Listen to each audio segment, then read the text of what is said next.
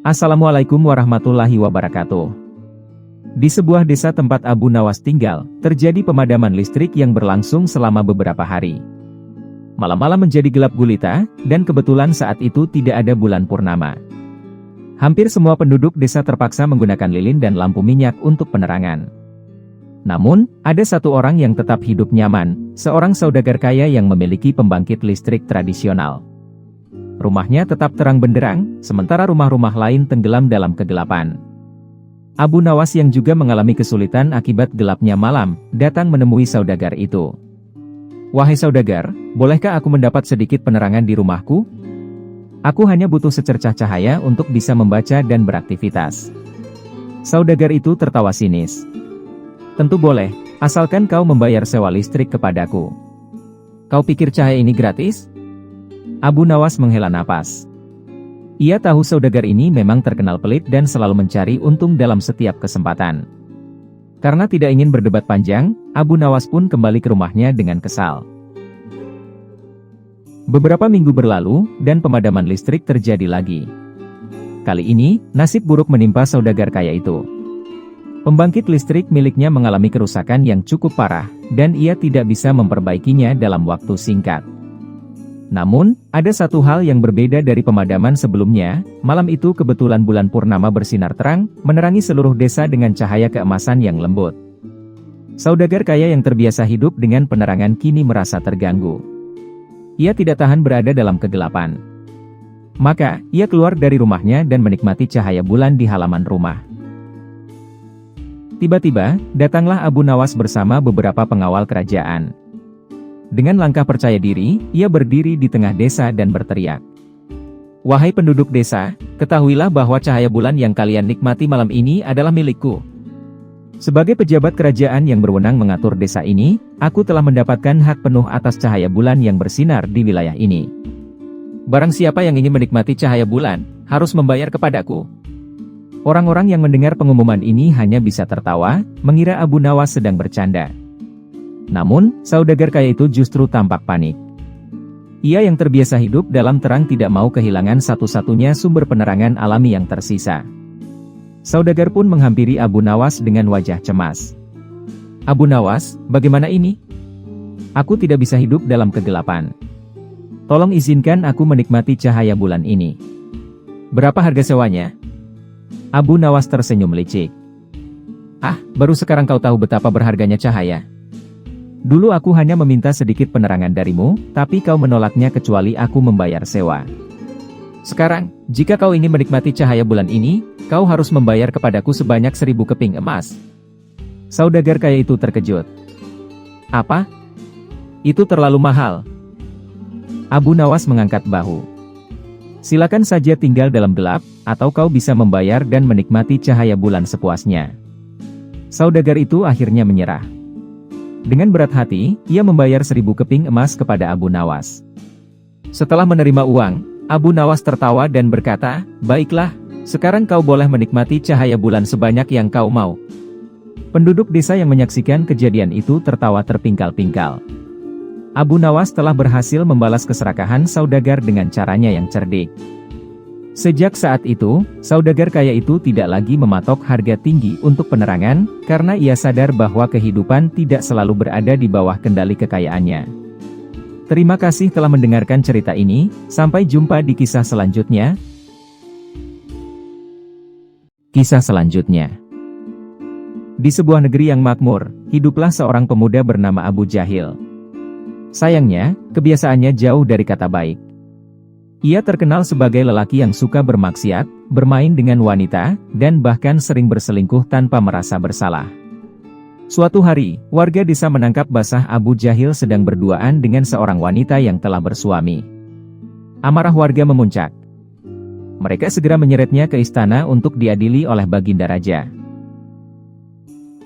Setelah mendengar laporan warga, Baginda Raja menghela napas panjang. Ia tak ingin negerinya dipenuhi skandal yang mengganggu ketentraman. Maka, dengan kebijaksanaannya, ia memutuskan agar masalah ini diselesaikan secara kekeluargaan. Abu Jahil diizinkan bebas, dengan satu syarat, ia tidak boleh mengulangi perbuatannya lagi. Abu Jahil mengangguk penuh penyesalan dan berjanji akan berubah. Warga pun berpikir bahwa itu adalah akhir dari kelakuan buruknya. Namun, seminggu berselang, kejadian serupa kembali terjadi. Kali ini, Abu Jahil tertangkap basah dengan perempuan lain, bukan yang pertama, melainkan seorang janda muda yang terkenal akan kecantikannya. Warga yang sudah hilang kesabaran kembali menangkapnya dan menyeretnya ke istana. Baginda Raja benar-benar dibuat pusing. Orang ini tak ada kapoknya, pikirnya dalam hati. Akhirnya, Raja meminta bantuan Abu Nawas untuk mengadili Abu Jahil, berharap kecerdikannya bisa memberi pelajaran yang lebih berarti. Di hadapan Abu Nawas, Abu Jahil tampak gelisah. Ia tahu Abu Nawas bukanlah orang sembarangan. Abu Jahil, kata Abu Nawas dengan suara tenang namun tegas. Katakan dengan jujur, mengapa kau terus berselingkuh? Abu Jahil menunduk. Awalnya, aku hanya kecewa dengan perlakuan istriku yang tidak memuaskan. Saat itu, aku tergoda oleh wanita lain. Tapi setelah ketahuan, aku sadar dan ingin insyaf. Abu Nawas mengangguk. Lalu mengapa kau kembali mengulanginya? Abu Jahil menghela napas, lalu berkata, setelah peristiwa pertama, aku benar-benar ingin berubah. Tapi tak lama kemudian, aku bertemu seorang janda yang sangat cantik. Ia begitu menggoda, dan aku tak bisa menahan diri. Abu Nawas menggelengkan kepala sambil tersenyum sinis. Jadi, kau ingin insyaf, tapi hanya sampai ada godaan baru datang? Abu Jahil terdiam. Abu Nawas melanjutkan, ibarat seseorang yang berusaha keluar dari lumpur, tapi setiap melihat genangan air, ia malah melompat ke dalamnya lagi. Kau tahu bahwa perbuatanmu salah, tapi tetap kau lakukan. Insyaf bukan sekadar niat, tapi harus disertai tindakan nyata. Abu Jahil semakin menunduk, wajahnya memerah karena malu. Ketahuilah, lanjut Abu Nawas, zina adalah dosa besar, dan setiap orang yang melakukannya pasti akan menanggung akibatnya. Jika kau terus seperti ini, bukan hanya nama baikmu yang hancur, tapi juga hidupmu di dunia dan akhirat. Abu Jahil akhirnya menangis. Ia sadar bahwa selama ini, keinginannya untuk berubah hanya sebatas kata-kata, bukan tindakan nyata. Aku benar-benar ingin berubah, katanya dengan suara bergetar. Abu Nawas tersenyum, jika kau sungguh-sungguh ingin berubah, maka buktikan. Jauhi semua godaan, jangan memberi kesempatan pada dirimu sendiri untuk tergelincir lagi. Jika tidak, maka insyafmu hanya akan menjadi janji yang tertunda selamanya. Sejak saat itu, Abu Jahil benar-benar mengubah hidupnya. Ia belajar menjaga diri, menahan hawa nafsunya, dan mendekatkan diri kepada Tuhan. Dan untuk pertama kalinya, warga desa benar-benar percaya bahwa Abu Jahil telah insyaf, bukan sekadar janji belaka. Terima kasih telah mendengarkan kisah ini, sampai jumpa di kisah selanjutnya. Kisah selanjutnya. Di sebuah desa kecil, Abu Nawas, seorang pria cerdik yang sering menjadi bahan pembicaraan karena kecerdikannya, akhirnya menikah. Setelah didesak oleh para tetua desa, Abu Nawas menerima lamaran seorang gadis bernama Syarifah, yang dikenalkan oleh seorang saudagar kaya. Syarifah adalah perempuan yang sangat cantik dengan senyum menawan.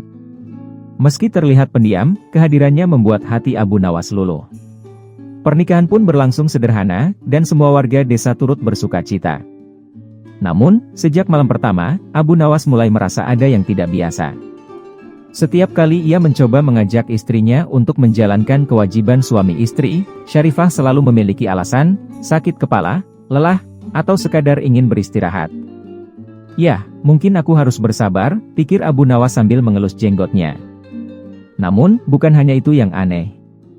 Abu Nawas sering melihat Syarifah duduk melamun di tepi sumur belakang rumah. Bahkan, pada malam-malam tertentu, ia mendengar suara tangisan halus dari kamar mereka. Keanehan semakin menjadi-jadi ketika beberapa warga desa melapor kepada Abu Nawas. Tuan Abu, maaf jika saya lancang. Tapi, tadi malam saya melihat istri Tuan berjalan di hutan. Padahal, ini sudah tengah malam, ujar seorang tetangga. Abu Nawas hanya tersenyum tipis. Mungkin kau salah lihat. Tapi tenang saja, akan aku selidiki. Dalam hati, ia mulai curiga. Ada yang tidak beres. Tapi aku harus memastikan tanpa membuat istriku curiga. Setelah mendengar desas-desus dari para tetangga dan menyaksikan perilaku aneh istrinya, Abu Nawas memutuskan untuk tidak langsung menuduh. Ia tahu bahwa jika ia gegabah, istrinya mungkin akan berbohong atau bahkan menghilang begitu saja. Sebagai langkah awal, Abu Nawas menyelipkan ayat suci Al-Quran di pintu rumah dan jendela, tanpa memberitahu istrinya. Ia tahu bahwa jin seringkali merasa terganggu dengan ayat-ayat suci. Hasilnya, pada malam itu, istrinya terlihat gelisah dan tidak mau mendekati pintu atau jendela. Ia bahkan memilih untuk tidur di sudut ruangan. Ini sudah mulai mencurigakan, pikir Abu Nawas sambil pura-pura tertidur. Pada malam kedua, ia menyiapkan hidangan yang menggunakan bahan-bahan tertentu yang diketahui dapat mengusik jin, seperti daun bidara. Ketika Syarifah mencium aroma makanan itu, wajahnya tiba-tiba berubah pucat. "Maaf, Kakanda, aku sedang tidak lapar," katanya sambil buru-buru meninggalkan meja makan. Abu Nawas tersenyum kecil. "Ini bukti kedua," gumamnya. Pada malam ketiga, ia pura-pura tertidur sambil mengintip dari balik selimut. Benar saja, menjelang tengah malam, Syarifah tiba-tiba bangun dan keluar dari rumah tanpa suara. Abu Nawas mengikutinya dengan hati-hati. Ia melihat Syarifah berjalan menuju hutan di belakang desa. Di sana, Syarifah berdiri di sebuah tempat terbuka dan mulai berbicara dengan seseorang yang tidak terlihat. "Ini dia buktinya," Abu Nawas bergumam dalam hati sambil tetap bersembunyi. Keesokan harinya, Abu Nawas memutuskan untuk berhadapan langsung dengan istrinya. "Syarifah, aku ingin kau jujur," kata Abu Nawas dengan nada tegas. Syarifah tampak terkejut. "Apa maksudmu, Kakanda? Aku tahu kau bukan manusia biasa. Kau sering keluar malam, berbicara dengan makhluk tak terlihat. Apa sebenarnya yang kau sembunyikan dariku?" Setelah terdiam beberapa saat, Syarifah akhirnya mengaku sambil meneteskan air mata. "Kakanda, maafkan aku. Aku sebenarnya bukan manusia. Aku adalah jin yang menyamar menjadi manusia karena aku jatuh cinta padamu. Namun, ia tahu bahwa pernikahan ini tidak bisa diteruskan. Syarifah, aku mencintaimu, tapi kita berasal dari dunia yang berbeda. Demi kebaikanmu dan kebaikanku, kau harus kembali ke duniamu," ujar Abu Nawas dengan bijaksana. Syarifah mengangguk pelan. "Aku mengerti, Kakanda. Terima kasih telah mencintaiku meski aku berbeda. Aku akan selalu mendoakanmu dari dunia kami." Abu Nawas meminta bantuan seorang kiai di desa untuk melakukan ritual perpisahan. Di malam yang sunyi, dengan cahaya bulan menerangi, Syarifah berdiri di tengah lingkaran doa. Perlahan, tubuhnya mulai diselimuti cahaya putih, hingga akhirnya menghilang perlahan-lahan. Kenangan kisah Abu Nawas dan Syarifah menjadi pelajaran besar bagi masyarakat desa. Mereka belajar bahwa cinta sejati tidak selalu berarti memiliki tetapi kadang berarti melepaskan demi kebaikan yang lebih besar. Dan di suatu tempat yang jauh di dunia yang tak terlihat oleh manusia, Syarifah hidup dengan tenang selalu mendoakan kebahagiaan bagi lelaki yang pernah menjadi bagian dari hidupnya. Terima kasih telah mendengarkan kisah ini, sampai jumpa di kisah selanjutnya. Kisah selanjutnya. Pada suatu hari, Abu Nawas dikejutkan oleh berita yang tak terduga. Temannya, seorang pemuda bernama Saiful, menghilang secara misterius. Terakhir kali Saiful terlihat, ia berada di pinggir hutan dekat desa. Hutan itu terkenal angker, konon dihuni oleh jin yang kerap membawa manusia ke alam mereka. Kabar ini membuat Abu Nawas tergerak. Sebagai seorang yang dikenal cerdas dan penuh keberanian, ia memutuskan untuk mencari Saiful meskipun banyak yang melarangnya. "Jangan nekat, Abu. Hutan itu berbahaya," kata seorang penduduk desa. Namun, Abu Nawas hanya tersenyum kecil. "Jika aku tak mencobanya, siapa lagi yang akan menyelamatkan Saiful?" Saat senja mulai menjelang, Abu Nawas melangkah ke dalam hutan. Ia membawa tas kecil berisi beberapa benda sederhana, termasuk air zam-zam, tasbih, dan segenggam garam, barang-barang yang diyakininya dapat melindunginya dari gangguan jin. Di tengah perjalanan, suara-suara aneh mulai terdengar. Pepohonan bergoyang meski tak ada angin. Tiba-tiba, di depannya muncul gapura tua yang dipenuhi tanaman merambat. Tanpa ragu, Abu Nawas melangkah masuk. Seketika tubuhnya terasa seperti disedot ke dalam pusaran energi, dan ia mendapati dirinya di tempat yang berbeda. Langit berwarna merah, tanah hitam, dan pohon-pohon aneh yang seolah hidup mengelilinginya. Abu Nawas sadar, ia telah masuk ke alam jin. Saat Abu Nawas berjalan perlahan, muncul sosok berbaju hitam dengan mata menyala merah. Jin itu bertanya dengan suara serak, "Apa yang kau cari di sini, manusia?" Abu Nawas menatapnya tanpa takut. "Aku mencari temanku, Saiful. Kembalikan dia padaku." Jin itu tertawa terbahak-bahak. "Temanmu datang ke sini dengan keinginannya sendiri. Tapi, jika kau ingin membawanya kembali, kau harus memecahkan teka-tekiku." Abu Nawas menyanggupi tantangan itu. Jin tersebut kemudian mengajukan teka-teki. Apa yang ada di antara terang dan gelap, hidup dan mati, namun tidak pernah terlihat. Abu Nawas terdiam, berpikir keras. Ia tahu teka-teki ini bukan hanya soal kecerdasan, tetapi juga tentang memahami sifat alam jin. Setelah beberapa saat, ia tersenyum dan menjawab, "Bayangan. Ia ada di antara terang dan gelap, hidup dan mati, namun tidak terlihat secara utuh." Jin itu terkejut. "Kau benar, manusia." Namun, ia tidak menyerah begitu saja. "Baiklah, kau boleh mengambil temanmu, tetapi kau harus melewati pondok jin terlebih dahulu. Di sana, banyak ujian yang menantimu." Abu Nawas melangkah menuju pondok jin, sebuah bangunan tua yang menyeramkan. Di dalamnya, ia menghadapi berbagai jebakan dan ilusi yang menguji keberanian dan ketenangannya. Salah satu jebakan membuatnya bertemu dengan sosok yang mirip Saiful, namun saat disentuh, sosok itu berubah menjadi asap hitam. Dengan zikir yang terus dipanjatkan, Abu Nawas berhasil melewati semua ujian hingga akhirnya ia bertemu dengan Saiful yang sebenarnya. Namun, Saiful terlihat lemah dan seperti kehilangan kesadarannya. Saat Abu Nawas membawa Saiful keluar, ia dikejar oleh para jin. Namun, seorang jin kecil yang ramah membantu mereka melarikan diri melalui jembatan roh. Dengan doa dan keyakinan, mereka berhasil melewati jembatan itu dan kembali ke dunia manusia. Setibanya di desa, Abu Nawas membawa Saiful ke seorang ulama untuk melakukan pengobatan rohani. Beberapa hari kemudian, Saiful mulai pulih dan menceritakan pengalaman mengerikannya di alam jin. Pengalaman itu menjadi pelajaran berharga bagi Abu Nawas dan Saiful bahwa keberanian, kecerdasan, dan keimanan adalah kunci untuk menghadapi segala rintangan, bahkan di dunia yang tak terlihat oleh mata manusia.